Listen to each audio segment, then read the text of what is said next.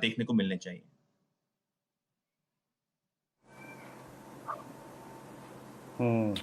चलिए, तो DAR से अगर आप देखें यहाँ पे आपका बाय है और आपका कोटक महिंद्रा बैंक भी बाय था। यतिन, मैं इन स्टॉक्स पे टेक्निकल चेक लूँगा, लेकिन उससे पहले मैं यहाँ पे, क्योंकि एक डाइवर्जेंस इन ओपिनियन हो गया है तो क्लैरिफाई करना बहुत ज़रूरी है। आप कह रहे हैं कोटक महिंद्रा बैंक, डीलर्स कह रहे हैं कि बाय करना चाहिए। अब असित ने यहाँ पे क्योंकि पुट भी ली थी, तो ज़रा प्लीज़ डायरेक्टर साहब उस पुट का स्टॉप लॉस यहाँ पे बहुत वाजिब होगा मेरे लिए कि मैं मेंशन कर दूँ यहाँ पे प्लीज़, क्योंकि यहाँ पे दो अलग अलग मत हैं। कोटक इस वक्त 200 डे एक्सपोनेंशियल मूविंग एवरेज तोड़ के ट्रेड कर रहा है, और दूसरा तर्क जो कि यतिन के फेवर में जाता है वो ये है कि आप ये समझ लीजिए कि 1 फरवरी से लेके अब तक इसके जितने भी लोज हैं वो एग्जैक्टली इसी रेंज में हैं। तो यहाँ पे स्टॉप लॉस आप 1700 की पुट पे डेफिनेटली रखिएगा, करीब करीब 30 रुपये का, जो कि 39 पे ट्रेड कर रही है। आगे बढ़ते हैं। इस वक्त जिन स्टॉक्स में अच्छा मूव है उसमें एक दिवीज लैब डे हाई के जोन में आके ट्रेड करता है। यतिन, बहुत बहुत शुक्रिया आपका। दिवीज लैब डे हाई पर आके ट्रेड करता हुआ, तो इस बाजार में 3-4 अगर आप देखें कंफर्टेबल स्पेस हैं। एक है IGL, जिसका अगर आप देखें यतिन ने जिक्र किया। एक हो गया आपका HUL, जहाँ पे काफ़ी अच्छी खासी स्ट्रेंथ है। मैरिको, जहाँ पे काफ़ी अच्छी खासी स्ट्रेंथ है। और एक आप देखिए दिवीज लैब, जहाँ पे काफ़ी अच्छी खासी स्ट्रेंथ है। 4377 पे ट्रेड करता हुआ। आपकी राय इस पर राजेश पालवे जी क्या होगी? Divij lab, I mean momentum कल भी काफ़ी स्ट्रांग था, बाजार के रिट्रेसमेंट का रत्ती भर इम्पैक्ट नहीं था, और आज भी स्ट्रेंथ है और कल के हाई को क्रॉस कर दिया इसने। बिल्कुल वीरेंद्र जी, जिस तरीके से डिवीज लैब का चार्ट पैटर्न है उसमें बिल्कुल स्ट्रेंथ बनी हुई है, और ये दिखाता है कि स्टॉक अपने पिछले 5-7 दिन का जो एक रेंज था उसका भी ब्रेकआउट करके ट्रेड कर रहा है। तो चार्ट के हिसाब से तो 4320 ये स्टॉप लॉस रख के भी लॉन्ग किया जा सकता है, और मुझे लगता है कि 4320 के ऊपर ये स्टॉक रहेगा तो स्टॉक में जो टारगेट आना चाहिए वो आना चाहिए 4440, 4460 तक के। तो स्ट्रक्चर पॉजिटिव है, और स्टॉक में जो एक करेक्शन था वो कहीं ना कहीं ओवर होते हुए दिखा है, और अब ये स्टॉक में रिवर्सल वापस बना है। और जिस तरीके के फॉर्मेशन है, अगर इसके अक्रॉस द टाइम फ्रेम देखें तो स्टॉक एक बुलिश टेरिटरी में ट्रेड कर रहा है, और इसमें पैटर्न के हिसाब से लगता है कि प्रीवियस स्विंग हाई को भी क्रॉस करने की क्षमता रखता है। तो इसमें 4440, 4450 तक के टारगेट आने की एक या दो ट्रेडिंग सेशन में आते हुए दिख सकते हैं। वह 4340 के स्टॉप लॉस से बाय करें। चलिए, ये रणनीति आपके सामने डिवीज लैब पर आती हुई दिख रही है। डायरेक्टर साहब ज़रा टार्क का चार्ट लेके आइए फिलहाल स्क्रीन पर। यहाँ पर आपको वॉल्यूम एक्शन बहुत दिखेगा, और यतिन जी ने बिल्कुल बहुत बढ़िया तरीके से समझाया कि जितनी इनकी मार्केट कैपिटलाइजेशन है उतने लैंड एसेट्स बिल्कुल ही अंडर वैल्यूड हैं।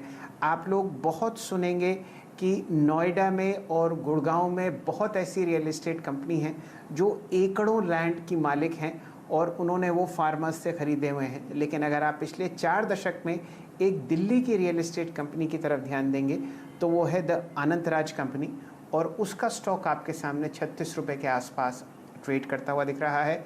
यहाँ पर दिल्ली के अंदर जहाँ पैर मारने की जगह नहीं है या नीडल को रखने की जगह नहीं है, वहाँ आपके पास पिछले 4 दशक से लगभग 500 से 600 एकड़ ज़मीन फुली पेड अप है। वॉल्यूम का बार देखिए और रंग देखिए, हरा 36 रुपये 40 पैसे पर। यहाँ पर जोड़ते हैं राजेश पालविया साहब को। टार्क के चार्ट पर अगर आप कोई टिप्पणी करना चाहें, फिलहाल यहाँ पर 37 लाख शेयर ट्रेड हो चुके हैं। बताइए चार्ट्स पर आपको ये कैसा लगता है? शैल जी, जिस तरीके का वॉल्यूम ब्रेकआउट हुआ, और स्टॉक का अगर हम डेली सेटअप देखें तो स्टॉक में एक राउंडिंग बॉटम फॉर्मेशन हुआ है, और जो कंसोलिडेशन हुआ था राउंडिंग बॉटम फॉर्मेशन में ऑलमोस्ट 20-50 डे मूविंग एवरेज के पास से ही स्टॉक ने अपने आप को कंसोलिडेट किया है। और आज जिस तरीके से ब्रेकआउट हुए 37 रुपये 50 पैसे, ये लेवल भी अब स्टॉक क्रॉस कर चुका है, और मुझे लगता है कि अब ये 37 रुपये 50 पैसे के ऊपर सस्टेन करेगा तो यहाँ से जो नेक्स्ट टारगेट बनेंगे इसके 42 रुपीज़ से 45 रुपीज़ तक आते हुए दिख सकते हैं। तो जिन्होंने भी पोजीशन ली हुई है या बाय किया है अभी, वो स्टॉप लॉस को ट्रेल करते जाएं। अब स्टॉप लॉस को रख ले करीब 35 रुपए के आसपास, टारगेट आएंगे 42 से 45 तक के। चलिए, फिलहाल आपके सामने 38.05 पर आपको ये काउंटर ट्रेड करता हुआ दिखेगा। शानदार मोमेंटम फिलहाल स्क्रीन पर आपके सामने 2:56 पर। मेरे ख्याल से डीलिंग रूम चेक के बाद आपको भसीन जी जुड़ते हुए दिख चुके होंगे। संजीव जी क्या हमारे साथ जुड़ चुके हैं डायरेक्टर साहब? चलिए, कुछ ही देर में वो हाजिर होंगे, 3 बजे उनका समय है और बहुत ही वो घड़ी के पाबंद हैं।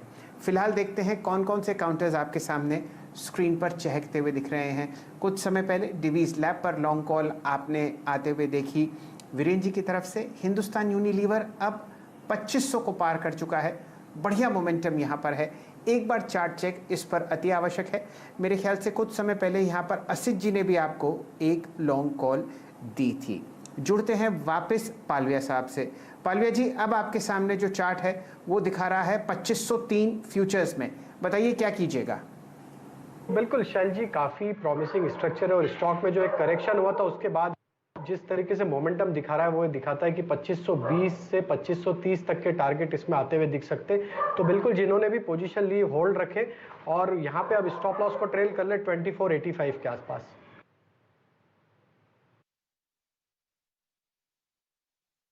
चलिए, यहाँ पर राय आ रही है हिंदुस्तान यूनिलीवर पर कि आप इस ट्रेड में कंटिन्यू करें।